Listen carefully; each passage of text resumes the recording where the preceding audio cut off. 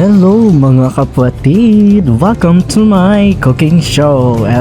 Charot. Walang talaga ako ng merienda dyan, no? Daming arte yan. Nilalabas ko na nga yung mga main ingredients. Meron akong carrots, kalabasa, kuros, yan. And then, hiniwa ko lang sa maliliit yung mga kalabasa. And ang hirap palang balatan kapag ganyan. Kaya may naisip ako, talino ko kasi. So, hiniwa ko siya sa gitna. Hiniwa kayo sa gitna. Ayan, hiwa. And then, yan na. Nakakapagod pala to, besh. Sana hindi ako gumawa.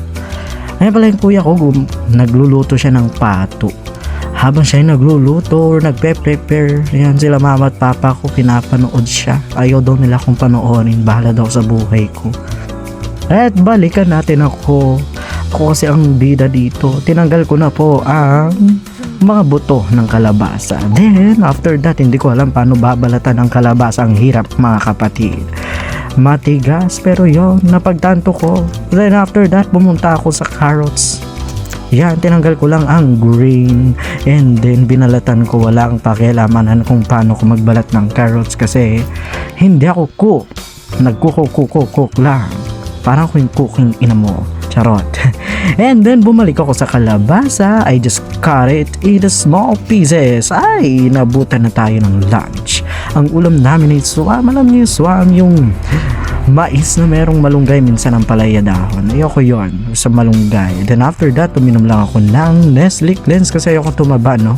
Ang effective yan. Ayun si papa ko. Nag-scramble siya, mainit daw kasi. Naku, nasa Pilipinas ka pa. After lunch, daw naghugas ng plato at pinggan. Bumalik ako sa niluluto ko, mga kapatid, kasi nga merienda yan, matagal ang magawa. Then after ko sa kalabasa, bumunta naman ako sa carrots. And hindi ko rin alam kung paano i-cut yung carrots, basta ginaya ko lang yung cut nung sa kalabasa. Actually, gumawa ako ng dalawang methods dyan. Methodology, parang research lang, no? Kung paano i-cut siya ng maliliit. Merong pabilog, merong pahaba, bahala ka, basta lumabas ng ganun. At yan, pahinga na ako.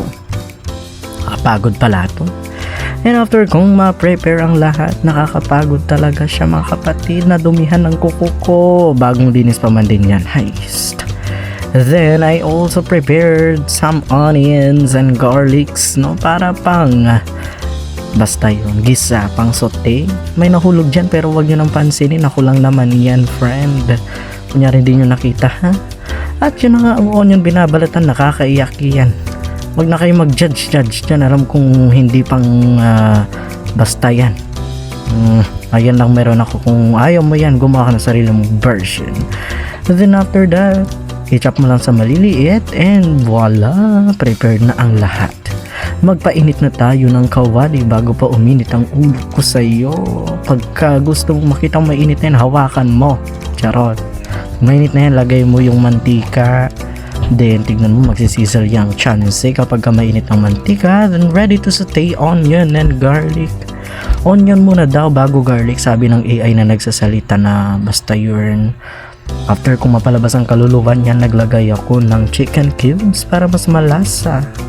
Then after chicken cubes, naglagay ako ng paminta. Hindi ako yan, ha, basta paminta yan. Oo. Then after ng paminta, nilagay ko ang kalabasa. After ng kalabasa, sinunod ko na rin diyan ng carrots. Kasi for me, parang mas matigas ang kalabasa, mga kapatid. Kaya feeling ko, yun lang dapat unahin. Feeling ko lang naman, walang pakialam. Kung gusto nyo unahin, ang pinang-alat ko dyan ay patis, hindi asin. Wala kang pake. Kung gusto nyo asin, bala kayo sa buhay nyo. Gusto patis. Then, to balance all together, naglagay ng sugar. Then now, gagawin naman tayo ng butter. Kasi ang gagawin natin, na hindi nyo pa alam, sabihin ko lang, okoy ang gagawin ko. Kaya naglagay ako ng mga, lilista ko na lang dyan. Ang dami ko nilagay ng mga spices. Kasi kapag marami kang spices, lahat yung nilalagay mo. Hindi ko naman alam kung anong gamit yung mga iba sa nilagay ko.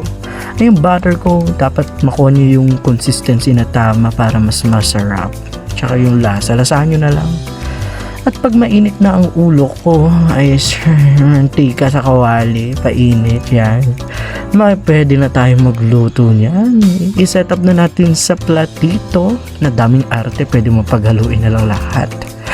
Talagang dinaya ko lang yan. Para maganda ng presentation niya sa video ko, di ba?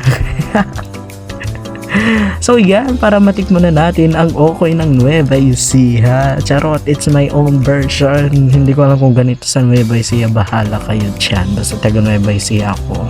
Ayan, impisuklat ta dijay. Then, naluto na. Yan na. Gawa naman tayo ngayon ng sausaway. Onion and cucumber. Iniwa-hiwa lang sa maliliit yan. Then, impisuklat doon sa ano ba yan, mangkok. Nilagyan ko ng asin, nilagyan ko paminta, ng asukal, then mixing all together with artom kasi Lucano ko with water, and voila, yan na, tikiman time, kain. Ayan, tagal mo manong. Ayan, ang sarap nyam. Laki ng bunganga mo ate ko. Sarap talaga mga kapatid. Sabi rin mga kapatid ko, masarap talaga siya. Kaya na, ayan, napatake to nga ako. Oo, ayan, durbab ka ngamin. Sana nag-enjoy kayo mga kapatid. Bye! See you again. Thank you.